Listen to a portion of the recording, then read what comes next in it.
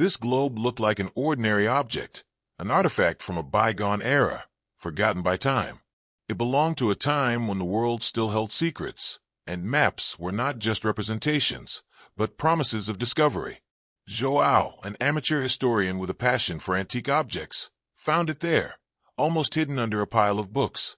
The dark wood, the patina of years, and the yellowed paper aroused his curiosity. There was something about it that set it apart from the others, something subtle that went beyond its age. The lines of longitude and latitude seemed distorted, and the contours of the continents, though vaguely familiar, had a strange fluidity, almost as if the artist had drawn from memory rather than geography. João paid a pittance for the globe. He took it home and placed it on his desk, making it the focal point of his office. For days, he studied the object, running his fingers over its worn surfaces. He noticed that the names of cities and countries were inaccurate, some non-existent. It looked more like a work of abstract art than a cartographic map.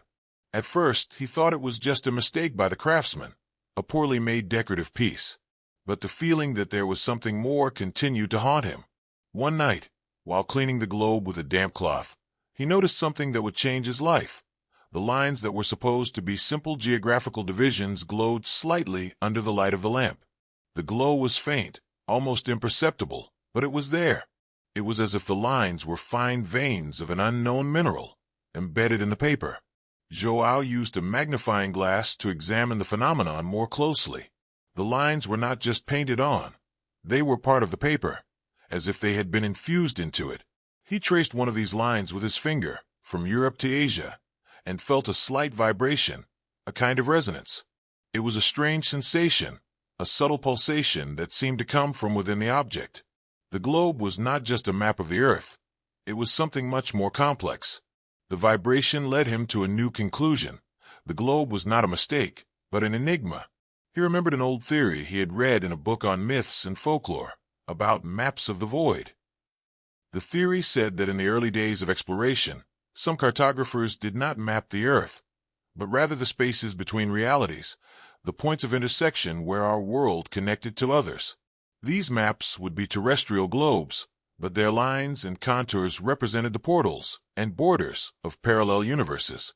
The idea was fanciful, but the brightness of the lines and the subtle vibration of the globe made it less absurd. João began to research the origin of the globe. The stamp on the base was almost illegible, but with patience, he managed to decipher the letters. Cartography of the Void, London, 1888. The name was unknown, and there were no records of a company with that name. This only reinforced the theory that the globe was more than it seemed. He continued to investigate, consulting old books and forgotten documents. He discovered that Cartography of the Void was a secret society of cartographers who believed that Earth was just one of many worlds. They were dedicated to mapping not geography, but dimensions, using methods that had been lost in time. The globe he held in his hands was a unique artifact, proof of their existence. It was a map to a pocket universe. The globe, now illuminated by the light of a lamp, seemed to have come to life. The continents and oceans seemed to move subtly, the colors changing in a slow and mesmerizing dance. It was as if the object was breathing, a living being waiting to be discovered. João felt a wave of emotion. He didn't just have a collector's item, but a key, a guide to a new reality. The life he knew was about to change, and the journey to a pocket-sized world was just beginning. The map was in his hands. João's next step was to decipher the map. He realized that the lines on the globe were not random. They followed a pattern, a complex network of intersections. Using ultraviolet light, he discovered that there were small symbols, almost invisible to the naked eye, at each of the nodes in the network. They were characters from an ancient and unknown language, similar to runes, but with a hint of something alien. João spent the following weeks immersed in books on cryptography, linguistics, and history. He tried everything from substitution codes to anagrams, but nothing seemed to work. The map seemed impenetrable. With each failed attempt, his frustration grew, but his curiosity was even greater. The idea of holding the key to another universe in his hands prevented him from giving up. One night, exhausted and almost without hope, he noticed something he had overlooked. The symbols were not just static. They moved subtly, vibrating at a different frequency from the main lines. He remembered the pulsation he felt when he first touched the globe. He connected the globe to electricity, and it lit up, a soft yellow light pulsing. João noticed that the pulsations coincided with the movement of the symbols. It was a vibrational language, not a visual one. He realized he needed a different kind of reading, something that didn't involve his eyes. He used an oscilloscope and a high-sensitivity microphone to capture the vibrations of the globe, and the result was surprising. Instead of simple sounds, he recorded a pattern of complex frequencies, like a melody in slow motion. With the vibrations recorded, João began to analyze the pattern. He used sound analysis software and realized that the frequencies repeated in cycles, forming a sequence. He remembered Nikola Tesla's work on resonant frequencies. He theorized that each node on the map corresponded to a specific frequency, and the sequence of nodes was like a password. With each sequence he deciphered, a new part of the map lit up, revealing paths and portals into the pocket universe. The journey of deciphering took months. He needed time to figure out the correct frequencies. It was a slow and meticulous process, and with each new section of the map that opened up, he had the feeling that he was invading something that did not belong to him. Curiosity and fear were an overwhelming mixture.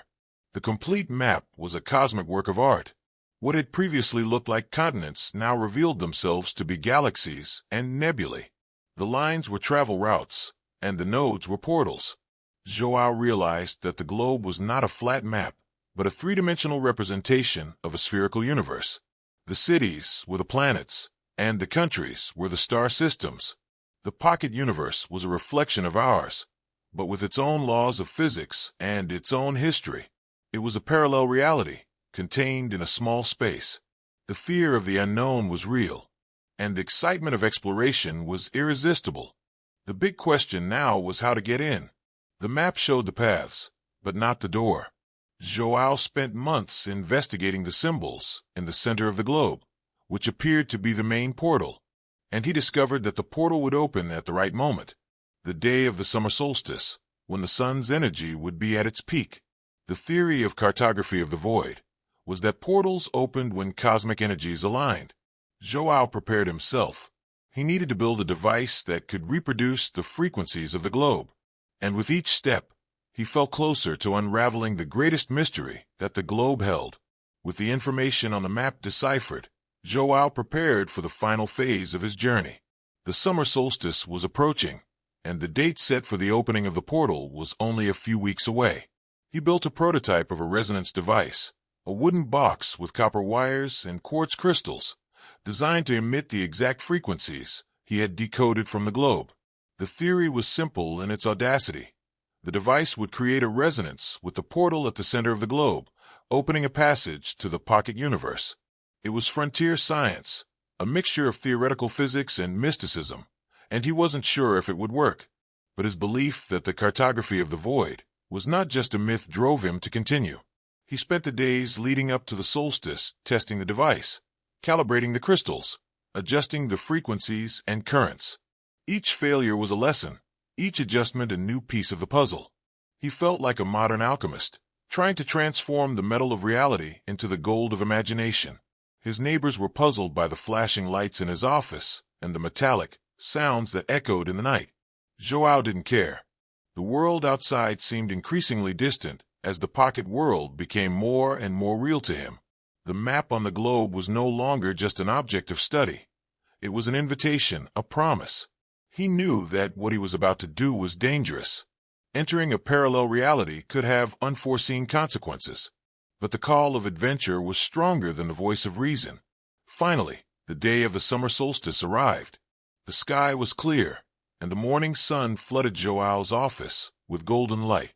He placed the globe in the center of a table, connected the resonance device, and prepared for the final moment. His hand trembled slightly as he turned on the device. A soft hum filled the air, and the quartz crystals began to glow. The globe reacted immediately. The lines on the map, which had previously glowed with a soft light, now pulsed with increasing intensity. The point in the center of the map, the location of the portal, radiated a blinding white light. The vibrations of the globe increased, becoming a complex and resonant melody. The light in the center of the globe intensified, becoming a small vortex of energy. It was a passage, a microscopic wormhole that opened onto the pocket universe. João felt a wave of energy, a force that pulled him toward the globe. He could see flashes of colors and shapes on the other side, a glimpse of a new and unexplored world. The passage was small, about the size of a fist, and he knew that to cross it, he would need a means, a vehicle. He looked around, searching for something he could use. Time was running out. The portal would not remain open forever, and the window of opportunity was closing. He picked up a small metal spinning top he had on the table and, with a sigh of hope, threw it toward the vortex. The spinning top spun, touched the light, and was immediately absorbed. A shock wave emanated from the globe, and the vortex closed, leaving the room in darkness again. João was disappointed, but not defeated. He had proven that the portal worked. But how could he get through it? He needed something that could move, something that could explore the other side. The answer came to him in a flash of inspiration. The spinning top wasn't the vehicle, it was the key. He needed something that could reproduce the same resonance, something that could interact with the globe on a vibrational level. And the answer, he realized, was in his own hands. He would need something that could interact with radio waves and frequencies. He knew the journey was just beginning, but the discovery of the existence of a pocket universe was already the greatest discovery of his life. João's search for the perfect vehicle for the pocket universe began. He realized that he didn't need something that could physically pass through the portal, but something that could be transmitted through it, an object that was light and could replicate the resonance of the globe. He remembered an old theory from cartography of the void about consciousness transfer. The theory said that travelers did not physically transport themselves, but rather their consciousness, their thoughts and perceptions, to an avatar body. The physical body would remain in our world, and the avatar would explore the new one. This explained why the spinning top had not been destroyed, but simply disappeared. It had been transferred, and a new consciousness had been created on the other side. The discovery shocked and excited him. João spent the next few days building a new type of device, a consciousness transmitter. He used the same resonance principle as the globe, but with a new purpose. The transmitter consisted of a helmet, an electroencephalogram sensor to capture his thoughts, and a high-frequency radio transmitter. The signal would be modulated by the vibrations of the globe, and he would use the spinning top as the body of the avatar. The idea was that his thoughts and perceptions would be transferred to the spinning top, which would become a kind of drone for him. He could control the spinning top with his mind. The technology was risky, but he knew it was the only way to explore the pocket universe without putting his body in danger. The next day, João sat in his chair, put on his helmet, and turned on the transmitter. The hum that had once been soft was now a cacophony of frequencies. He concentrated, closed his eyes, and thought of the word open. The globe reacted immediately. The vortex of light opened, and João felt a wave of dizziness. He could see flashes of colors and shapes, but he also felt pressure in his mind, as if his brain were being squeezed. The connection was being established. He concentrated on directing his thoughts to the spinning top. The spinning top, which was on the table, began to vibrate. It rose, spun, and with impressive speed, was absorbed by the vortex. João felt a new sensation, a kind of double vision. He was in his body, but he was also in the spinning top. The pocket universe was a place of indescribable beauty. The spinning top, now his body, flew in a sky of vibrant colors, a sky that was neither day nor night. Stars of different shapes and colors shone above him, and jewel-like planets floated in space. The galaxies he had seen on the globe were now vast, extensive, and pulsed with their own light. He could see beings of light moving between the planets, and cities that seemed to be made of crystal. The feeling of flying was a mixture of euphoria and fear, but curiosity was greater. He had no body, no mouth to scream, but he could feel, he could see, he could explore. He was free. He began to explore the pocket universe, and with each new discovery, a new sensation invaded him. João's journey in the pocket universe was an unprecedented adventure. He explored nebulae, met beings of light, and saw life on a microscopic and cosmic level. The pocket universe was a place of wonders, but also of dangers. He discovered that the borders of the map were actually black holes that swallowed everything they touched, and that the cities were energy fields that could disintegrate his avatar in an instant. He had to use all his intelligence and knowledge to navigate the new world. He also discovered that the globes were not only maps, but also transmitters of knowledge, so that he could learn things about the pocket world. The globe was a library, a guide, and a key. João's adventure in his pocket universe continued, and with each foray, he unveiled a little more of the secrets of the globe. He realized that the map was not a simple guide, but rather an interface to a vast repository of knowledge. When his spinning top avatar approached a city of energy, it was not destroyed. Instead, information was transferred to his mind, as if he were downloading files from a cosmic cloud. He learned about the history of the pocket universe, about the civilizations of light that inhabited it, and about the cartography of the void, which was not just a society, but the archivists of parallel realities. The borders that seemed dangerous were actually filters that protected the pocket universe from unwanted intrusions. They were energy barriers that activated to prevent incompatible realities from colliding. He discovered that the globe was an interactive map, a learning device that updated itself with each new discovery. The more he explored, the more the lines and symbols on the globe changed, reflecting the new information he acquired. What began as a curiosity turned into a mission. He needed to map the pocket universe in its entirety, so that knowledge would not be lost in time. In one of his explorations, João approached a nebula that was identified on the map as the Heart of Emptiness. The nebula was a mass of pulsating energy, and he felt an irresistible attraction. His avatar was pulled into it, and he felt a sense of peace and clarity. He was no longer in the spinning top, but in a new form, a being of light. The voice of the globe, which had previously been a series of vibrations, now communicated with him directly, telepathically. The voice explained that the heart of the void was the control center of the pocket universe, and that he had been chosen to be the new archivist, the guardian of parallel realities. The voice continued, revealing the complete history of the globe. It was not just a map, but a seed of a pocket universe, created by an ancient civilization to preserve its knowledge before its own reality collapsed. The globes of cartography of the void were scattered across different universes, each with a key to a new reality, and the cartographer's mission was to find and activate these seeds. João had fulfilled his mission.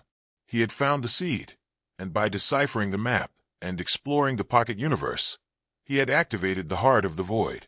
With his new form and new mission, João understood that his life would never be the same again. He was no longer an amateur historian, but a guardian of realities, an explorer of universes. He could enter and leave the pocket universe at will, and each time, he brought back a little of its knowledge, beauty, and peace. He continued to explore, learn, and grow, but with a new purpose. He knew that there were other globes, other seeds, in other universes, and that his mission was to find other archivists. The search for the extraordinary had transformed him into something extraordinary. João's journey, from the antique shop to the pocket universe, was the story of a man who lost himself in order to find himself.